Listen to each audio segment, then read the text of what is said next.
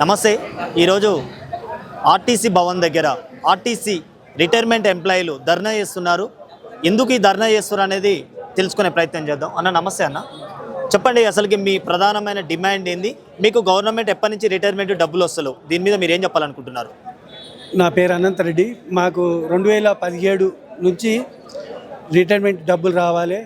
ఈ దానికోసం మేనేజ్మెంట్ ఎన్నిసార్లు అడిగినా కానీ మేము డబ్బులు ఇచ్చే పరిస్థితిలో లేమంటున్నది. ప్రభుత్వం ఏమో మేము డబ్బులు ఇస్తాము అని చెప్తున్నది.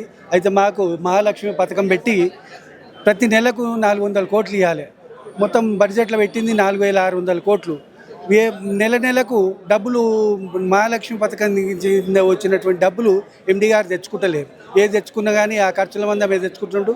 ప్రభుత్వం మేము ఇచ్చినామని చెప్తున్నాయి, ఈయననేమో రాలేదని చెప్తున్నాడు.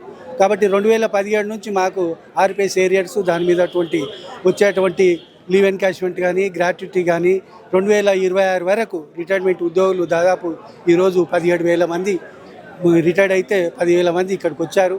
వివిధ ప్రాంతాల నుంచి అతి కష్టం మీద వయోవృద్ధులైనా కానీ ఇక్కడికి వచ్చి మా నిరసన తెలుపుతున్నాము.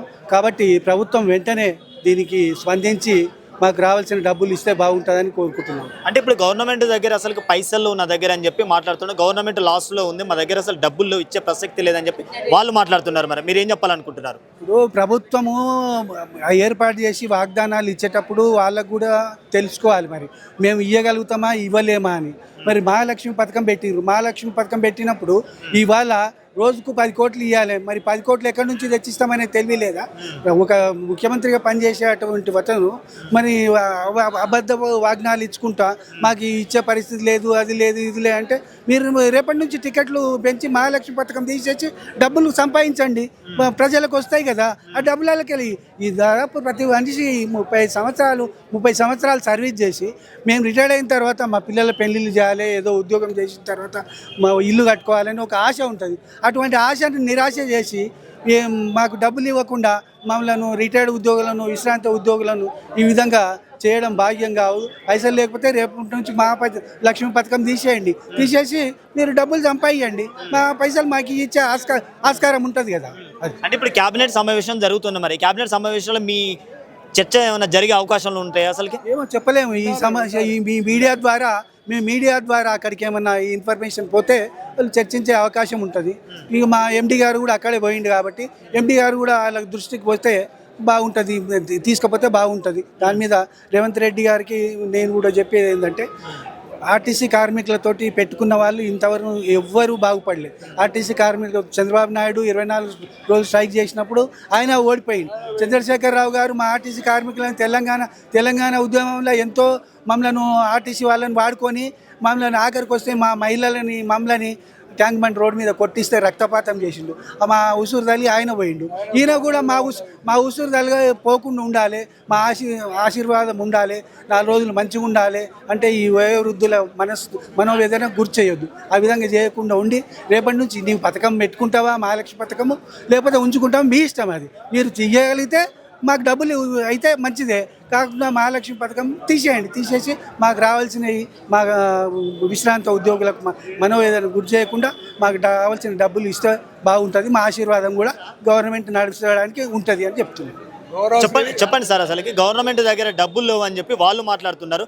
అసలుకి మరి మీ దగ్గరికి ఎట్లా ఇబ్బంది పడుతున్నారు కదా, మరి వాళ్ళు ఇయ్యనని చెప్పి మాట్లాడుతున్నారు. మరి సార్ రేవంత్ రెడ్డి గారి మీద నమ్మకం ఉన్నది మాకు. ఎందుకంటే కాంగ్రెస్ పార్టీ ఒకసారి మాట ఇచ్చిందంటే లేట్గానో ఎప్పుడో ఇస్తుంది, కానీ మేము వాళ్ళ దృష్టికి తీసుకెళ్ళడానికి కార్యక్రమాలు చేస్తున్నాం.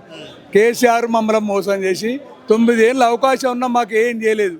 కాబట్టి ఆయన ఏం చేయలేడని రేవంత్ రెడ్డి గారి నమ్మకం మీద పిసిసి ప్రెసిడెంట్గా ఉన్నప్పుడు మాకు లిఖితపూర్వకంగా మేనిఫెస్టోలో పెట్టిండు ఆర్టిస్ట్ కార్మిక బకాయిలు.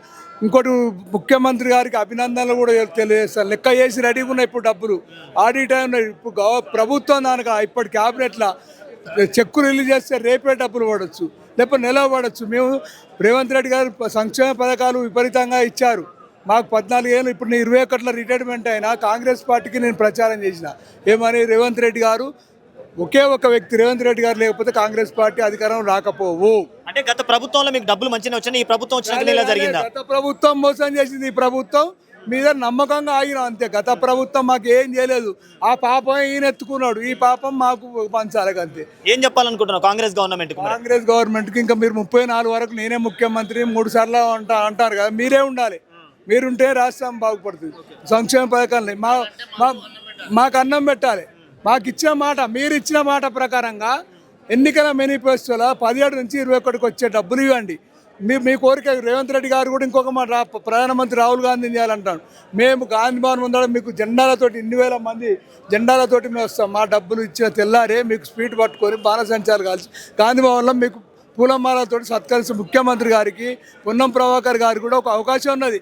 తెలంగాణ తెచ్చిండు, ఎంపీగా పార్లమెంట్లో కొట్లాడాడు. ఇప్పుడు తెలంగాణలో వచ్చినాక గవర్నమెంట్లో కీలకమైన పోస్టు రవాణా మంత్రిగా ఉన్నాడు. అంత మంచి జీవితం ధన్యం అయిపోయింది. మరి పొన్నం ప్రభాకర్ గారు మా గురించి ఎందుకు పట్టించుకుంటున్నాడో ఇక మీ అవసరం లేదా? మీ అవసరం లేదా? ఇదే మరి కాకా వెంకట సాయి ఉన్న వెంకట సాయి కొడుకు గారు ఉన్నారు, వివేక్ వెంకట సాయి. వారు కూడా కార్మిక శాఖ మంత్రి కాబట్టి వారు కూడా వాళ్ళ నాన్న అడుగుజాడల్లో కొడుకు ఎంపీగా నడుస్తాడు, ఈయన చేస్తాడు. సేమ్ కాకా యాదికి వస్తాడు. ఆ కాకగారి పేరు మీద మాకు డబ్బులు ఏరారి. మీరు కార్మిక మంత్రి, మీ నాన్నగారు కేంద్ర మంత్రి. కాకా వెంకట సాయి గారి కొడుకులు చాలా బ్రహ్మాండ. మీరు మాకు తక్షణమే ఇప్పుడు క్యాబినెట్లో మీ ద్వారా మేము అప్పీల్ చేస్తారా, మమ్మల్ని దూరం చేసుకోకండి. కేసీఆర్కి ఎట్లాగో దూరం అయిపోయినాం. ఈ ఆర్టీసీడు ఒక్క ఓటు వేసిన ఆయన కాలు కడిగినట్టు. ఆ ఓటు వేసిన ఆయన కాలు కాడిని ఎత్తులో పోసుకుంటా కాంగ్రెస్ పార్టీకి ఎత్తులు. కానీ మా బాధ అర్థం చేసుకొని ఇప్పుడు దారుణాకలా మాకు రిటైర్మెంట్ అప్పుడు 20,000 కట్టామండి. 2 నెలల మందులు ఇచ్చేది. వరంగల్ నుంచి వచ్చినా నేను 1 నెల ఇస్తాను, ప్రతి నెల నీ బస్సులో రావాలా? మరి ఈ పరిస్థితి కూడా రవాణా మంత్రి గారు దృష్టి తీసుకెళ్తారా? మీ ద్వారా మాకు కన్న తల్లి అన్నం పెడుతుంది, మీడియా సెకండ్ తల్లి. ఇక మాకు ఎవరు దిక్కులేరు. మూడోది ఇక చేయాలంటే మీ ద్వారా పోయినాక వాళ్ళు చేయాలి.